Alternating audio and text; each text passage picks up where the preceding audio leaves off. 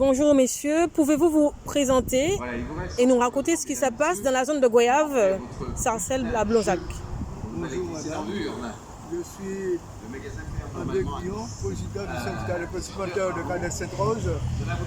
Et en ce moment, effectivement, nous avons des difficultés sur la zone de Blonzac à Goyave. Et je vais vous en parler plus amplement tout à l'heure. Je laisse à mon vice-président de se présenter. Effectivement, comme il l'a dit, je suis le vice-président du syndicat des petits-porteurs de Cannes Sainte-Rose. On n'est plus à présenter puisqu'on parle de nous d'une manière large au niveau des médias. Donc on est venu pour éclaircir les choses et vous faire parler à la population de ce que l'on vit. Effectivement, nous sommes de droit sous la forêt de Sarcelles et nous subissons toutes sortes de malgoûts de la part de l'État français. Nous sommes là pour ça aujourd'hui. Donc effectivement, nous sommes rentrés en mobilisation sur la zone de Sarcelles depuis début janvier, je crois que le 3 janvier. Nous avons décidé du fait que l'ONF, l'Office national de la forêt, écrasait les jardins de nos adhérents, rentrait de force dans la propriété, qui je le rappelle, c'est une propriété privée. Nous avons décidé de contrôler l'entrée, et effectivement d'empêcher les agriculteurs qui venaient désinstaller nos agriculteurs d'entrer sur la zone et d'empêcher l'ONF de venir écraser les jardins. Donc ce qui a été dit, c'est de dire à l'ONF de venir s'ils viennent effectivement pour faire un travail, de justifier le travail qu'ils viennent faire et aussi qu'on contrôlerait ce qu'ils feront. Et ils n'ont pas voulu cela, donc depuis le 3 janvier, vous avez vu les manifestations des gendarmes, de l'ONF, de toutes sortes de personnes. Il faut savoir que sur la zone de Blonzac, nous sommes déjà dans le fond avec l'ONF. Ça veut dire que nous sommes déjà sous la cour de Bordeaux, a pris l'affaire en compte. Donc il n'y a pas lieu que le préfet ou le procureur envoie des gendarmes parce que c'est une affaire qui est protestation de droit de propriété dans le fond. Et ces temps-ci se sont vus. Effectivement, vous avez vu sur les médias aussi qu'on nous a arrêtés d'une manière illégale puisqu'on n'était pas sur la zone concernée. On nous a arrêtés un matin, je crois que c'était le 14 janvier, le rapporteur Françoise Séval et moi-même, sans nous notifier nos droits et sans nous donner de motifs. Donc ils ont dû, vu la vidéo que ça avait fait, il y a eu plus d'1 million de vues, nous relâcher dans la journée, mais une dizaine de jours après, ils sont revenus à la charge. Et effectivement, ils ont utilisé une autre arme qu'ils avaient, c'est-à-dire faire en comparaison immédiate. Et aujourd'hui, nous sommes là pour parler de ça et de tout ce qu'on a vécu depuis. Donc je laisse la parole au président. Bien sûr. Alors pour cette comparution immédiate, les autorités françaises ont profité pour attaquer ces gens qui sont sur le piquet de grève à Sarcelles-Goyave et en prétextant que la route qui permet de pénétrer au niveau de l'eau des agriculteurs serait, d'après eux, une route d'utilité publique. Et là, ils ont pris ça pour essayer d'attaquer et en même temps, ils ont profité pour faire rentrer des camions de plein de bananes sur le terrain avec un groupe d'Haïtiens pour pouvoir planter rapidement cette terre-là, afin de mettre en difficulté les agriculteurs qui sont là. Donc, effectivement, nous avons réagi puisque cette route-là, ça a été construite par moi-même en 1978, donc qui rentre dans le cadre d'un chemin d'exploitation rurale, puisque vous voyez ici, voilà, je vais le lire pour que tout le monde le sache. Eh bien, voilà ce qu'on dit. Les chemins et les sentiers d'exploitation. Les chemins et sentiers d'exploitation sont ceux qui servent exclusivement à la communication entre divers fonds ou à leur exploitation. Ils sont en l'absence de titre présumé appartenir aux propriétaires riverains. Chacun en doit soi, mais l'usage est commun à tous les intéressés. L'usage de ces chemins peut être interdit au public. Donc voilà où ils se sont fait avoir, puisqu'ils prétendent que c'est un chemin public, mais c'est un chemin que moi j'ai fait pour pouvoir attribuer cette terre-là aux agriculteurs depuis en 1979. Et l'ONF est venu là qu'en 1985 pour commencer à emmerder ces gens-là. Donc, ils sont en train maintenant de tout faire pour essayer de casser la tête du syndicat, c'est-à-dire en arrêtant les dirigeants Et ils le disent publiquement. Ils veulent casser la tête et ils cherchent à arrêter le maximum entre nous. Et peut-être même venir chaque semaine pour enlever deux de ces dirigeants afin que le syndicat soit complètement écarquillé. Il faut savoir que dans le code de procédure pénale et dans le code international aussi, cela s'appelle un génocide. Et nous sommes en train de faire des démarches pour pouvoir attaquer ces autorités dans le domaine devant la Cour européenne et devant la Cour internationale pour crime contre l'humanité, parce que c'est l'un des crimes qui est relevé par les instances internationales, puisque Hitler faisait les crimes contre l'humanité, c'était abomination, passer les gens au four à gaz, empêcher l'expression d'un certain groupe. Que fait? On a décidé que ce système-là est un génocide. Et là, nous allons essayer de profiter pour pouvoir attaquer ces gens. Mais il faut savoir que tout ça fait peur aux gens. Voilà, parce que les gens ne sont pas habitués à ce type de combat. Mais je leur dis que tout va bien parce que nous sommes en force devant la juridiction. Nous sommes en force puisque nous contestons certaines choses qu'eux ne peuvent pas contester. Nous contestons le droit de propriété. Ce sont nos terres à nous. On nous a donné, nous avons toutes les pièces. Et eux, ils n'ont aucune pièce. Ils se basent sur un arrêté de 1948. Et nous allons faire tomber aussi cet arrêté. Je l'ai déjà dit.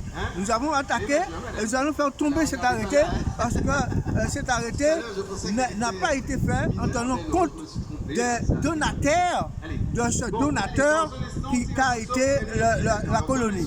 Donc on va faire tomber cet arrêté et aussi faire cesser ces gens-là, puisqu'ils ne veulent pas d'acte juridique, puisqu'ils savent qu'ils vont perdre l'affaire.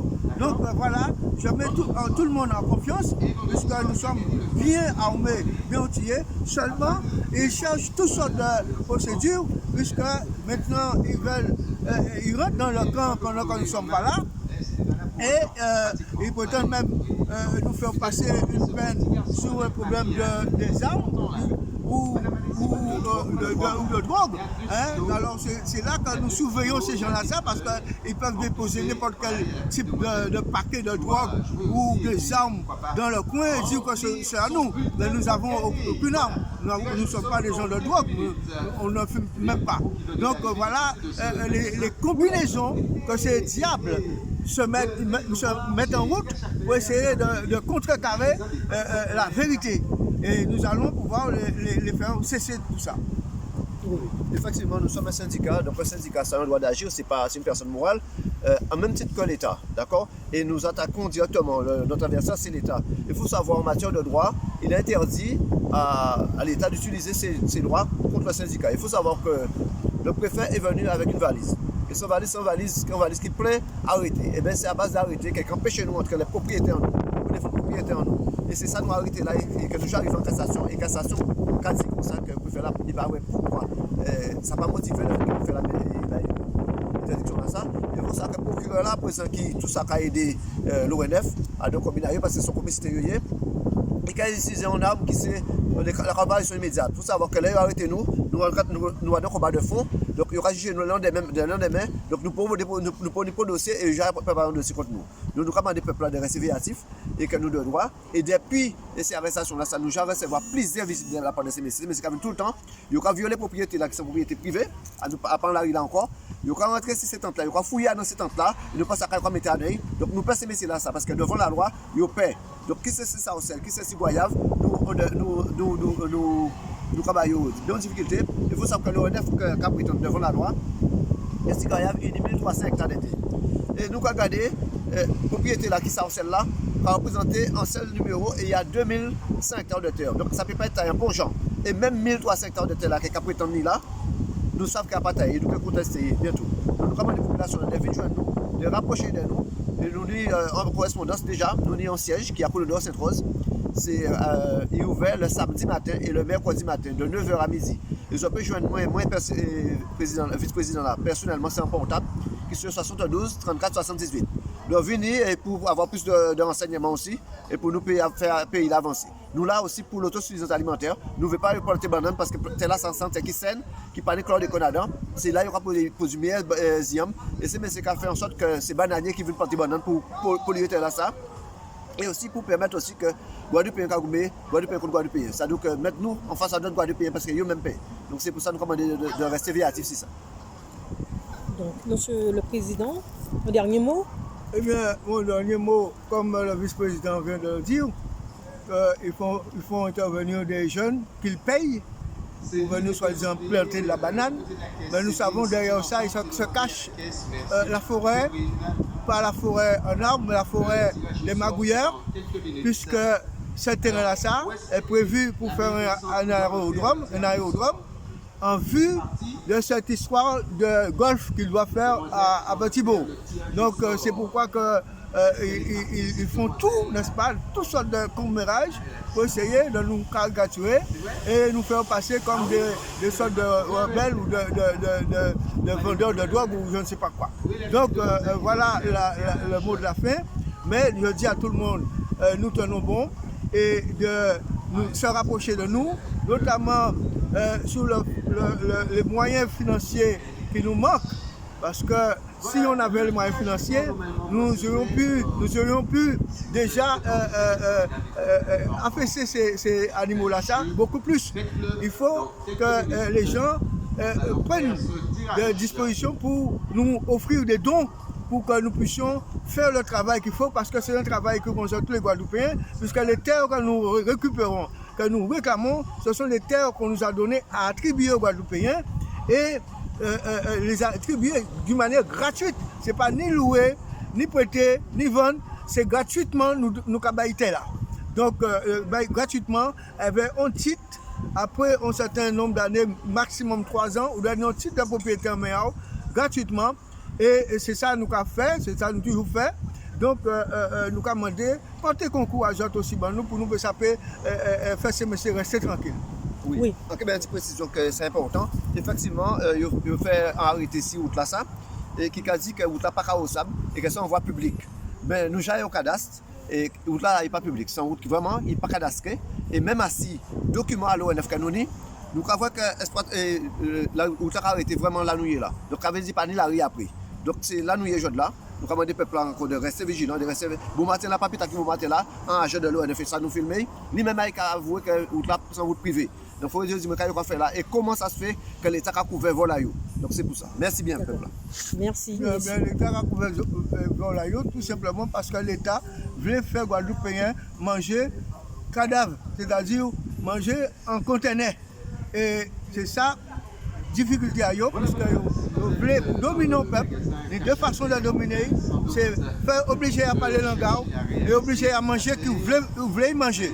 Donc comme nous, dans le passé, nous faisons, ça veut quoi crier, l'autosuffisance pendant la Deuxième Guerre mondiale, puisque ce syndicat-là, depuis 1895, il créé, eh bien, depuis lors, eh bien, ces messieurs ont combat contre nous pour ramener nous à dépendance alimentaire, à nous. Donc, c'est pourquoi nous avons demandé à la population de tout faire, nous coup de main là, pour nous investir ces messieurs et répondre à nous et replanter à nous. Merci messieurs, à très bientôt, au revoir. Merci.